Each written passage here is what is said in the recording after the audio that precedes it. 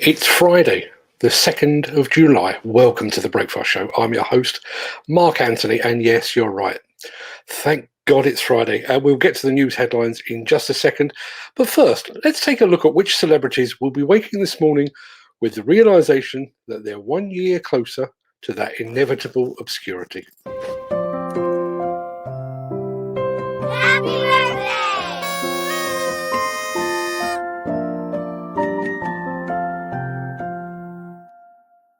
And it's many happy returns to fashion designer Pierre Cardin, a man whose name now appears upon underpants the world over, to Filipino First Lady and avid shoe collector Imelda Marcos, to professional wrestler Bret the Hitman Hart, to British funny man Peter Kay, and to Wolf of Wall Street actress Margot Robbie. Many happy returns to you, one and all.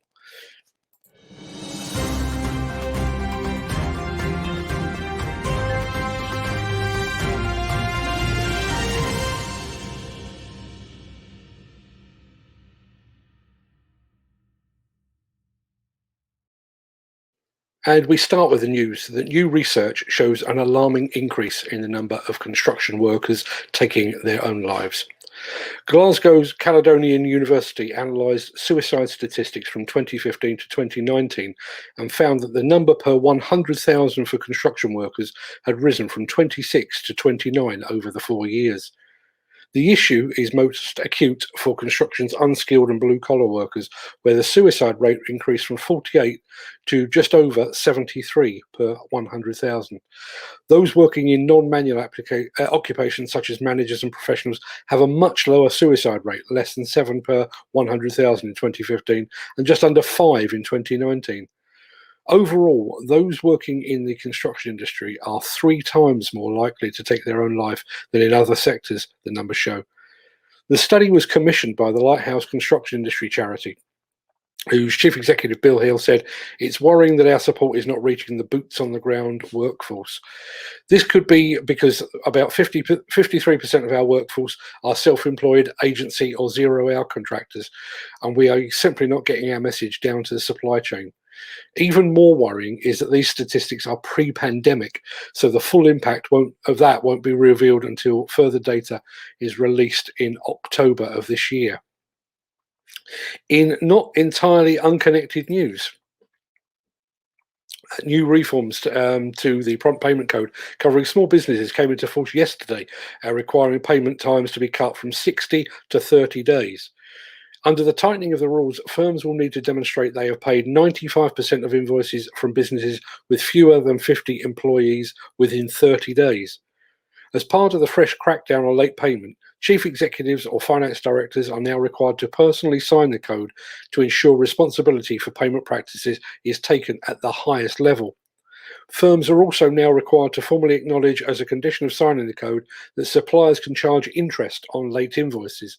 For larger firms, clients or main contractors are still required to pay 95% of invoices within 60 days, with the public sector held to 30 days. All of which I think sounds just dandy, but do you remember when the members of Build UK, some of the biggest construction companies in the country, signed up to a very similar scheme a few years ago? A year later, they did their own survey to find out how many of their member companies had adhered to the code. And the answer? None. Not a one. There's an imbalance of power within the construction and demolition industries, an imbalance that ensures that money percolates most slowly to those that need it most, the SMEs and specialist contractors that basically keep the industry's wheel turning. Those SMEs don't have the financial clout to pursue overdue monies, and they dare not shout about late payments too loudly for fear of being labelled a pariah by those that actually dish out the work and eventually the money. I sincerely hope that the new prompt payment code actually works and that cash flow for smaller companies improves. But I certainly won't be holding my breath. The Miller GT series heralds a new era of unrivaled power and cutting-edge intelligent coupler technology, increasing job site safety, machine versatility, and productivity. It's the added versatility that you need at the value you can afford. To find out more, visit millergroundbreaking.com. Now, if you were watching a few days ago, you might recall that we brought you an intriguing video from those fine folks over at Volvo Construction Equipment. Ahead of some changes to its range of 20-ton excavators, the company had produced a restaurant-themed video that hinted at those changes. That video was an appetizer, an amuse-bouche, if you will. Well, now the company has actually revealed the full menu, and it's an impressive feat. Let me try that again. And it's an impressive feast to suit every appetite, every palate, and every budget. Let's take a look. Yes, sir? I'll go with earth moving, please. And how is sir's appetite? We have several sizes. Well, I work on varied work sites, but I'm on a budget too. Then may I say, the ideal combination is a couple of EC200s with an EC210 on the side. Delicious. Hello again, madam. I trust you enjoyed your last visit. Oh yes, I had the EC220, a true heavy-duty production machine. But today, I would like something lighter duty. Just don't skimp on the performance. Maybe an EC200, the perfect recipe for speed and reliability. Sounds appetizing. Sorry, I am in a bit of a rush. Don't worry, sir. The EC200 has the fastest cycle times around. Thank you. Hi. Are you ready to order? Heavy breaker applications. Maybe the EC220. Oh, the EC220 is a fine choice, but may I recommend the EC210? Perfect for sir's need and at a lower price. Okay, I'll try the EC210. Thank you. You're welcome.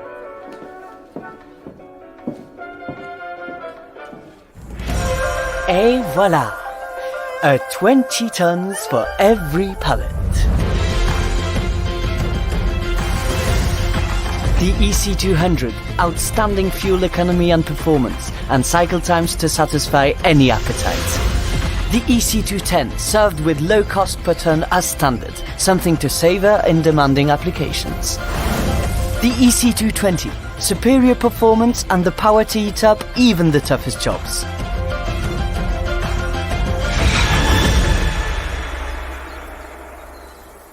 Can I get some noodles as well? Of course. 1 bucket or 2?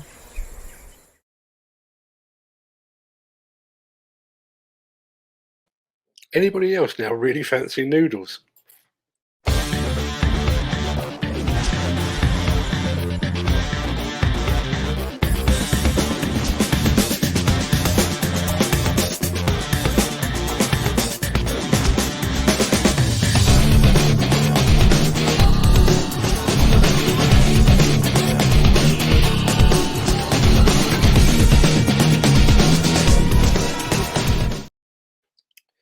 I realise it varies from site to site and from application to application, but how long would you expect an excavator bucket to last?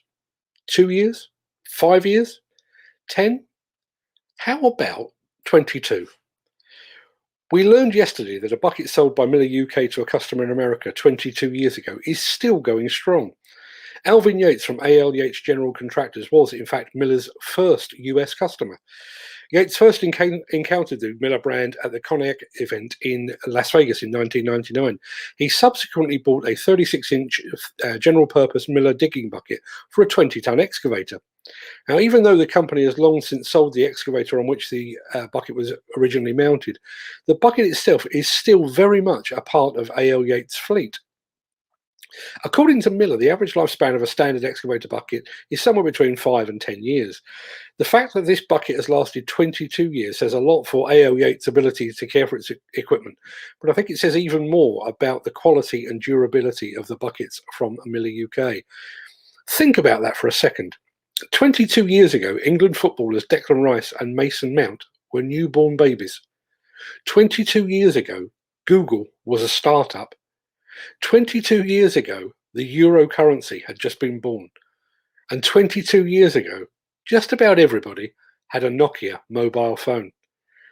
And 22 years ago, an American company took a punt on a British-designed excavator bucket that's still going strong today. Unbelievable. Welsh road builders and road users will be spitting feathers this morning following the news that the Welsh Government has announced a freeze on new road building projects. Wales Deputy Minister for Climate Wales Deputy Minister for Climate Change, Lee Waters, has confirmed a review of major highway schemes as part of the Welsh Government's response to the climate emergency.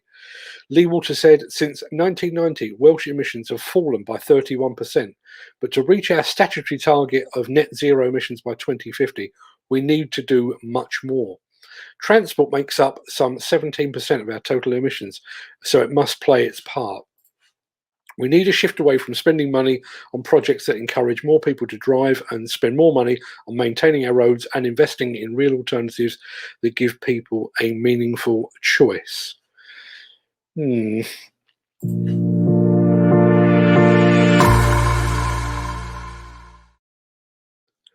A car park in Queen Alexandra Hospital in Portsmouth is to be demolished to make way for a new emergency department.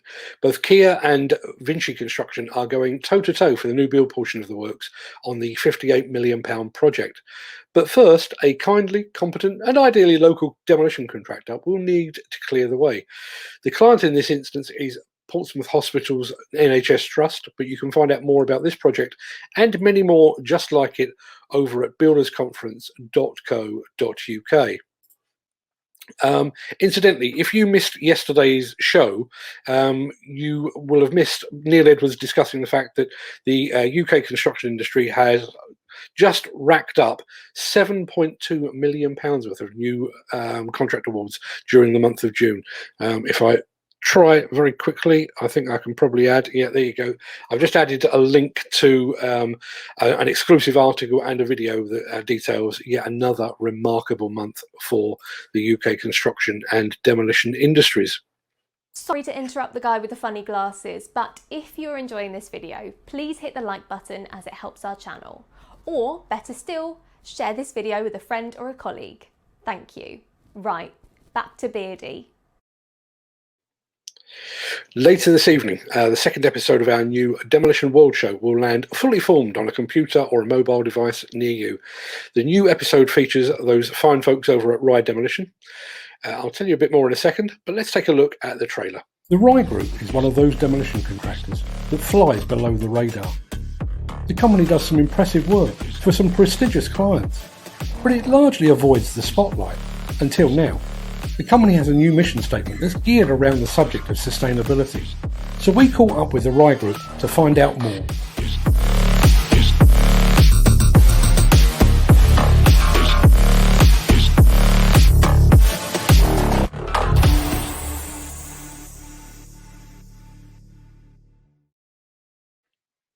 Now, as I said, that show will air across all our social media channels and on demolitionnews.com at 6 p.m. tonight.